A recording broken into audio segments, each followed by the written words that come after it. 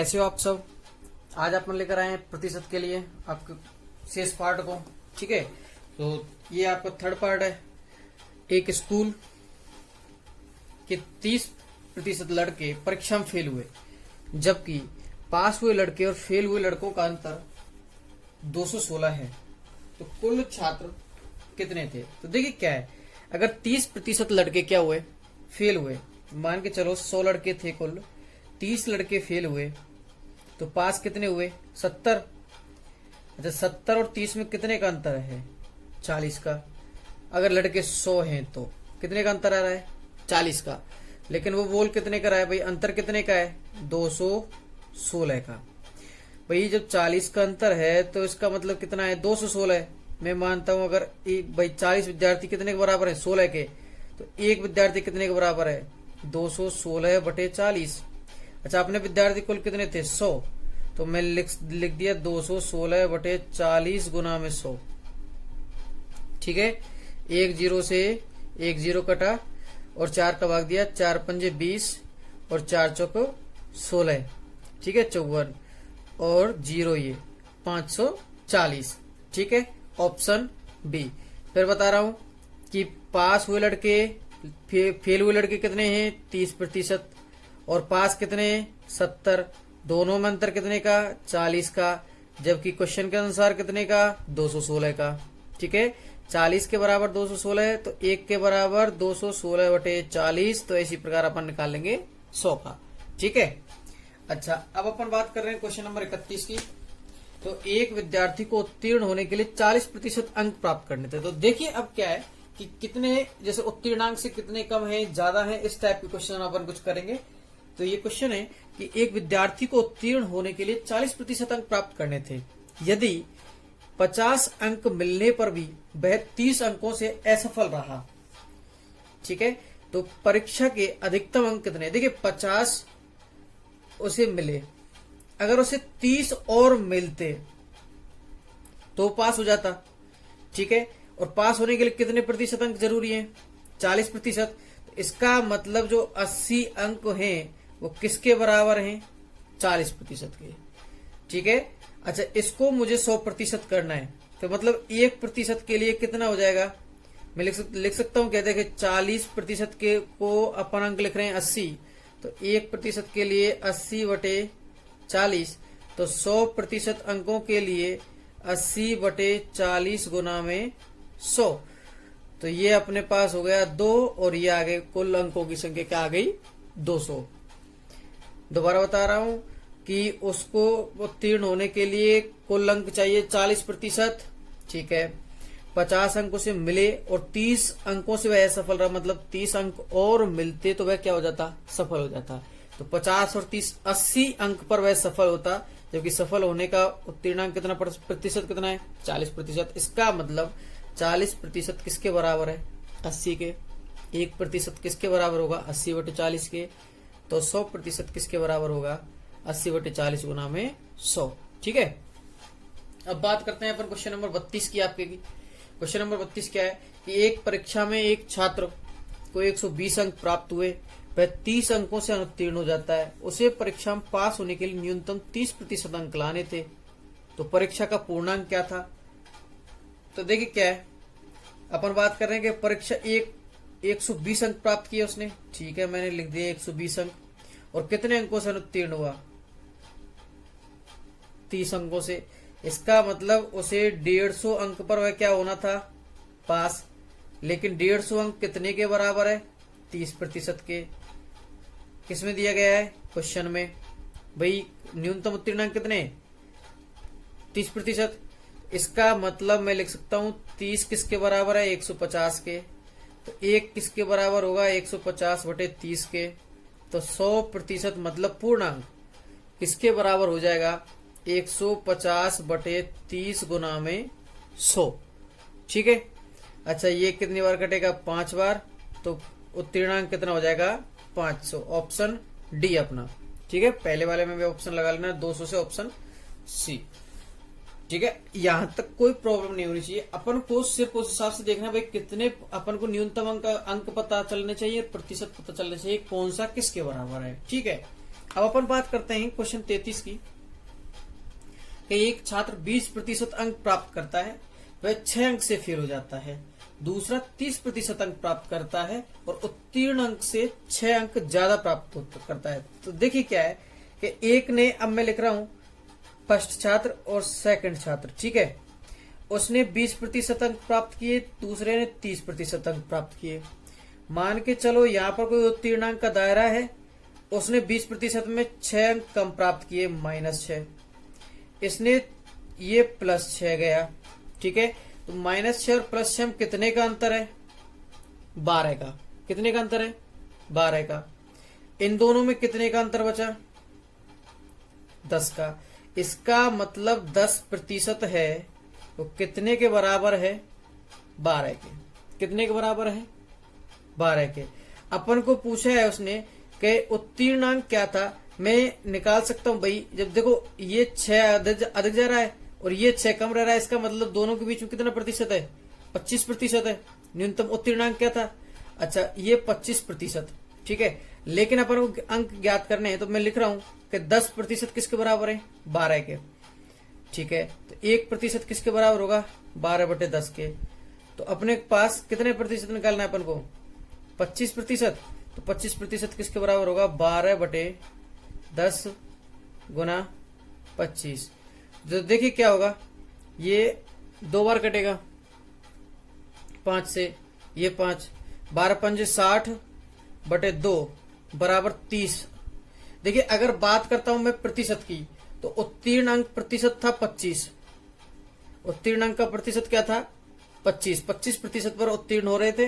लेकिन अगर अंक की बात करते हैं, उत्तीर्णांक की बात कर रहे हैं, तो 30 अंक पर क्या हो रहा है? विद्यार्थी पास हो रहा है। ऑप्शन ए, ठीक है। अच्छा, अब अपन बात कर रहे हैं आपके क्वेश्चन नंबर 34 की। क्वेश्चन नंबर 34 क्या है कि एक गांव की जनसंख्या 10% घट जाती है। कब घटती है? यदि घटी हुई जनसंख्या 3000 अधिक होती, तो 10% घटने की बजाय जनसंख्या में 5% की वृद्धि हो जाती।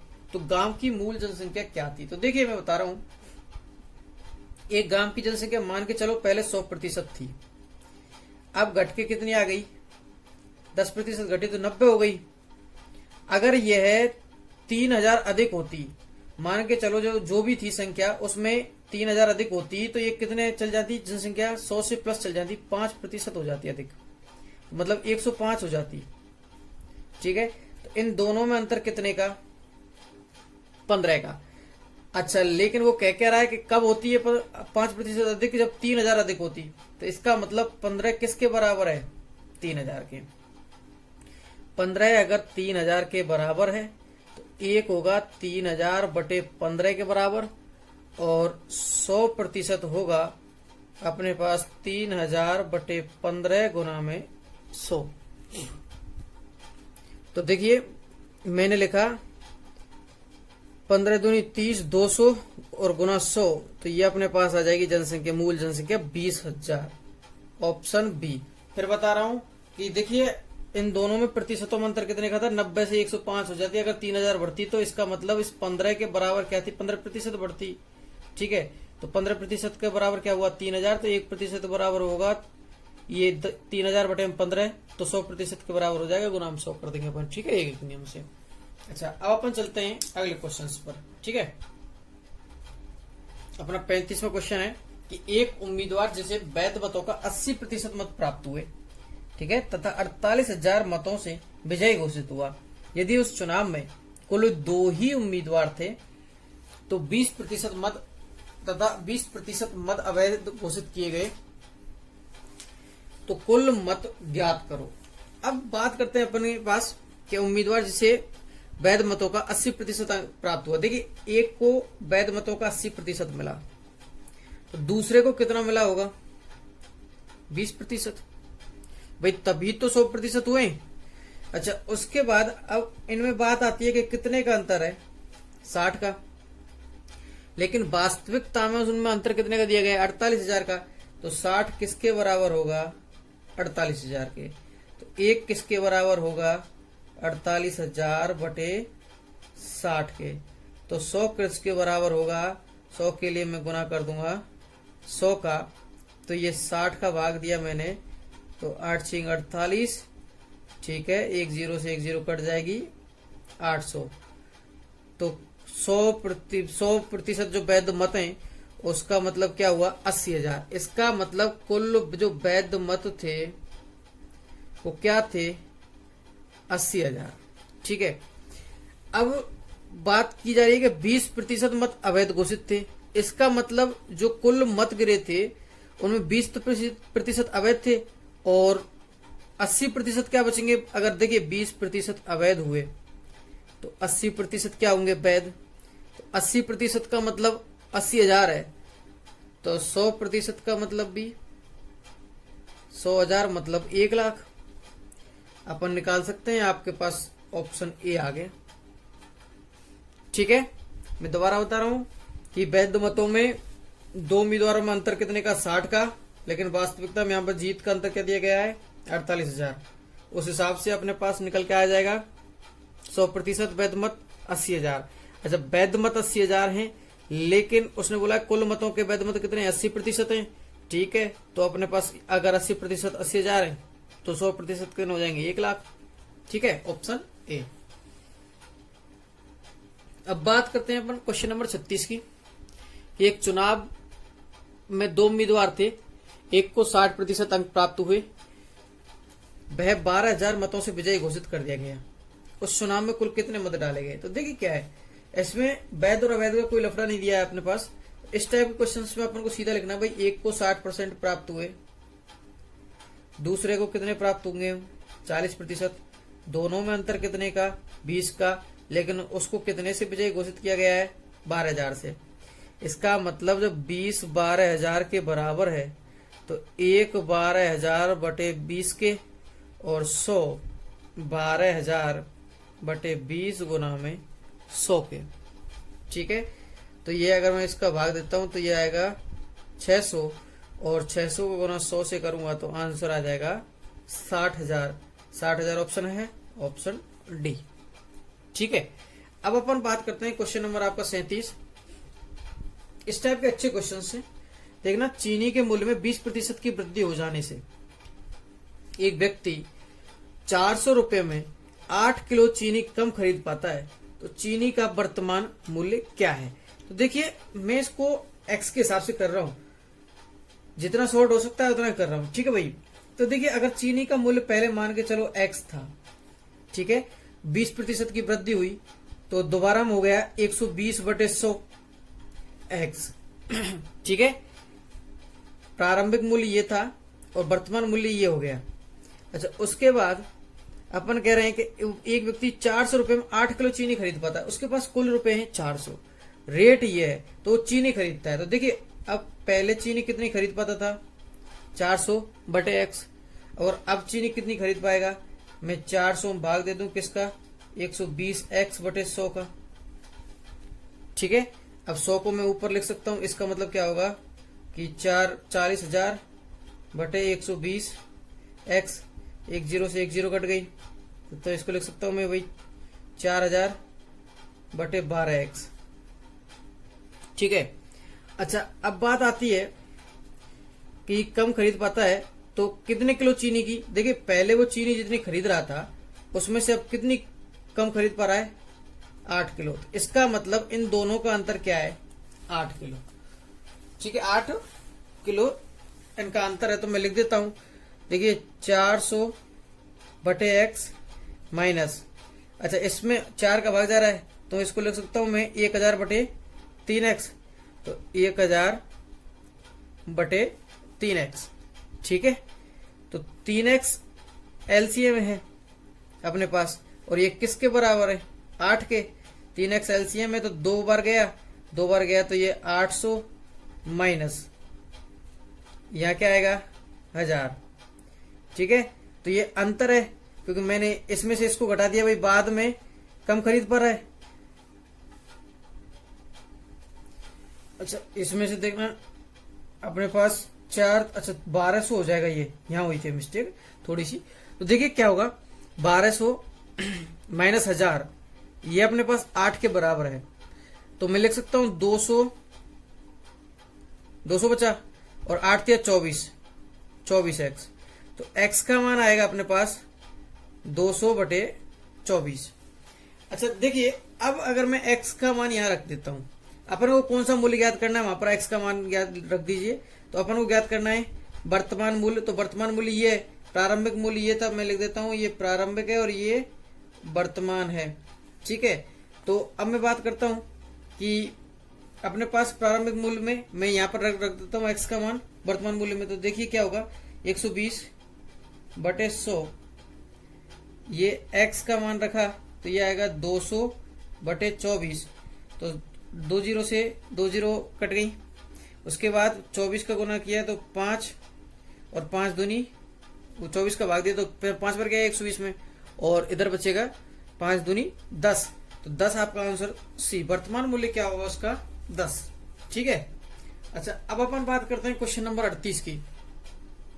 क्वेश्चन नंबर 38 क्या है कि कलमों के मूल्य में 30% कमी होने के कारण एक आदमी 100 रुपए में 15 कलम अधिक खरीद लेता है। तो देखिए क्या होगा कि मान के चलो पहले उसका x थी, ठीक है, और अब हो जाएगी उसकी 70/100x। भाई 30% की कमी हो गई। ठीक है, या अपन ले सकते हैं कि पहले 100x थी अब 70x है, इधर अंतर अपन ले सकते हैं। अच्छा, अब देखिए कि हो जाने के कारण एक आदमी 100 रुपए में 15 कलम खरीद लेता है। देखिए अब बात करते हैं 100 रुपए की। तो 100 रुपए में पहले कलम खरीदता होगा वो 100/x, ठीक है, लेकिन अब कलम खरीद रहा है वो कितनी, 100/70/100x। ठीक है, इस 100 को मैं ऊपर ले जा सकता हूं। देखिए x है जो इसके गुना में पहले लिख देता हूं, ऐसे लिख देता हूं, चलो ठीक है। अच्छा, अब मैं इसको तो लिख रहा हूं 100/x, लेकिन इसको मैं 100 को ऊपर ले जाके लिख सकता हूं 10,000/70x। तो 10 से 10 काट के 1000/7x। तो पहले जितने पेन कलम खरीद सकता था उसके अब इतने कलम खरीद पा रहा है। इसका मतलब कितने खरीद रहा है, अधिक खरीद रहा है 15। तो मैं लिख सकता हूं कि 1000/7x माइनस 100/x बराबर कितने, 15। कितने, 15। तो देखिए 15 कलम अधिक खरीद रहा है, तो मैंने एलसीएम लिया 7x, तो यह आएगा 1000 माइनस 700, 15 7 105 हो गए इधर। तो 105x ये कितने के बराबर होंगे, 300 के। कितने के बराबर होंगे, 300 के। तो x का मान मुझे निकालना है, तो मैं लिख सकता हूं 300/105। अच्छा, 300 इनमें दोनों में किसका भाग जा रहा है, 15 का भाग जा रहा है। तो 15 दूनी 30, 20 बार, और 15 सत्ते 105, 20/7। अच्छा, x का मान अपने को मिल गया। तो ये कलम का नया भाव पूछा जा रहा है, तो कलम के नए भाव में मैं x का मान रख सकता हूं। तो देखिए नया भाव क्या था, 70/100x। तो x की जगह पर मैं क्या रख सकता हूं, 20/7। तो 7 से ये कट गया 10 बार, और ये कट गया 5 बार। तो 5 का भाग जब 10 में देंगे तो कितनी बार जाएगा, 2 बार। तो 2 रुपए आपका ऑप्शन ए। ठीक है, क्या आ जाएगा, ऑप्शन ए आपका आंसर आ जाएगा। ठीक है दोस्तों, अब अपन बात करते हैं नेक्स्ट क्वेश्चन पर।